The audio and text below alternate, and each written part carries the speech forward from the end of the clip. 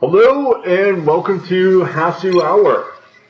I'm your host Zerg, and our matchup today is Protoss versus Protoss, a mirror matchup with Bowman representing the red toss and Bales, who is the blue robot creatures.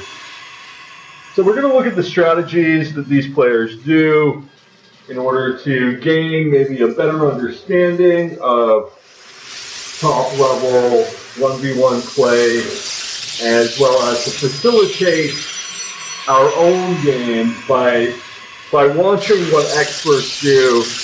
You get a pretty good idea how to handle various situations and which strategy to employ. So we see that Bales here has gone for double gas. Well, his opponent has actually done a very interesting build and just gone pylon, assimilator, nexus, and he's only got a single guy mining the assimilator, presumably because he wants to get his gateway out as soon as possible before he starts mining the gas in earnest. So both players scouting each other, and Tricor here for Bales. So Bales is going to have a technological advantage and a slight military advantage, but Bowman is going to have an eco advantage once he gets the pump going. My guess is that Bales will do some sort of early attack. You'll see he hasn't got a Nexus still, although potentially he could be saving up for one right now. But no. So I think he'll probably maybe attack with the Stalker, could get some sort of tech threat, but very, very late timing on this expo here by the blue toss.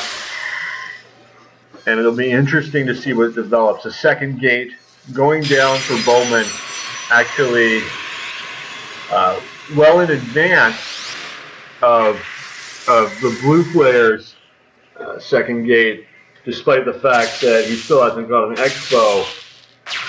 And he didn't create any Zealots, went straight to Stalkers, and Stargate tech here for the blue player, probably Oracle, and a really interesting expo choice here.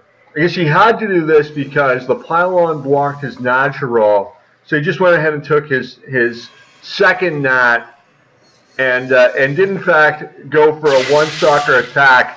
But this is not going to work out very well at all for Bales. Although a really nice recall back to the main. Does manage to save that badly wounded Stalker. So Bowman definitely getting the best of it so far with the early expand, and his opponent unable to punish him for being greedy. And this is a very common theme in Legacy of the Void matches, where players expo very early with all races in all matchups. Fast expo is very standard. So Oracle harass here, and probably not going to do too much damage. You can see that Bowman has had the foresight to place a couple Stalkers, and he's even getting a cannon for defense. Two probes did go down there. So the attack was somewhat successful. The Oracle only took moderate damage, mostly just field damage. But the attack was not really enough to compensate for the eco edge that the red toss has achieved. And the Oracle trying to find a soft spot in the armor here, but really nice cannon placement on both sides. Now, the red player's in for sort of a surprise here, and that the natural base has still not been taken. But the main is completely undefended to the Killer Oracle rush. 3, 4, 5 probes go down. 6, and a really nice attack. The Oracle very, very badly injured, but does manage to escape. And Red really just getting the best of this game. You can see got a very slight supply edge right now. 5 additional supply. His mining pretty good.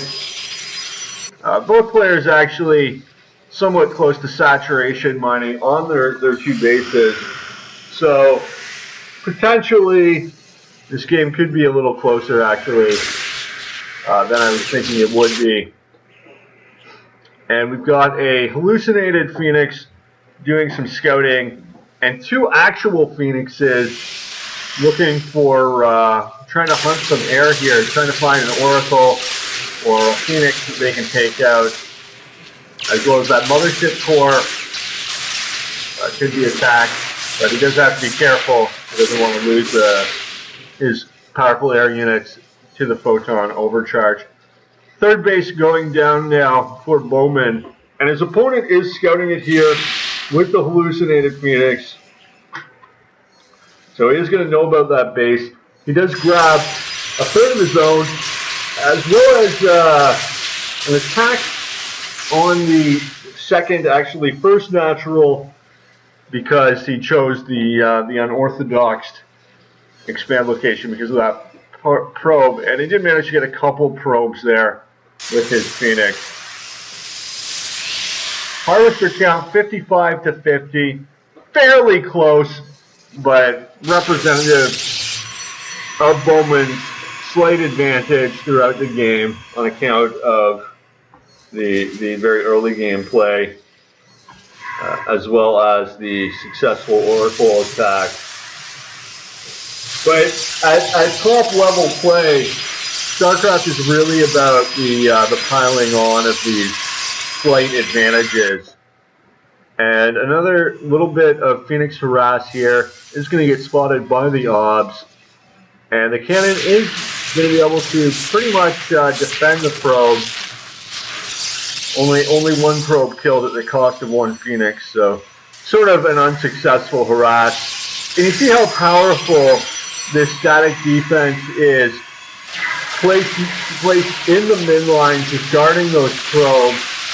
Against any sort of capable opponent, you are going to face midline harassment throughout the game. And the cannon is excellent static defense to defend against these harass attacks for a cost of only 150 minerals. A very sound investment to ensure that you won't have to run your probes and just to protect them against harass. Stalker, an Immortal, Sentry, Archon, Zealot composition here for blue, and a pretty similar unit selection choice for red, although he's got significantly more Zealot. I guess he didn't have quite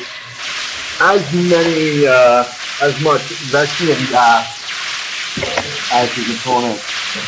And even a Void Ray being added to the army site, so really a mixed bag of units here. Both players grabbing the 4th base, and still somewhat even game, although if you look at the supply count, red is just way, way ahead. 20 extra supply. And the armies are engaging here.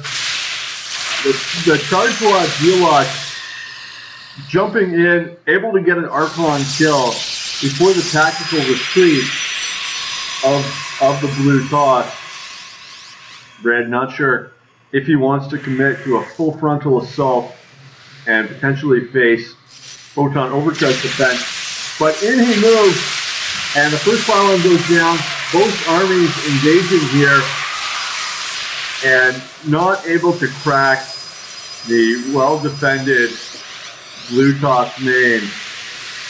But he might be trying again, undeterred, and knowing that the Mothership Core might not have quite as much energy Can only cast one more photon overcharge now. But it's dangerous to just do a simple full frontal assault on your opponent's base when they are in a nice defensive posture and they do have that Mothership Core to back up their army. Potentially going to hit this fourth base. And Blue quickly warping in reinforcements. He senses the threat, and he's got his army in great positioning to fight it off. And in comes the attack, led by the Archons and the Zealots, and just total mayhem here as both sides battling for an advantage. Bowman's got a few stalkers here that have been left behind. They really need to get into the fight. And brutal losses on both sides. Mothership Core, no energy for photon overcharge.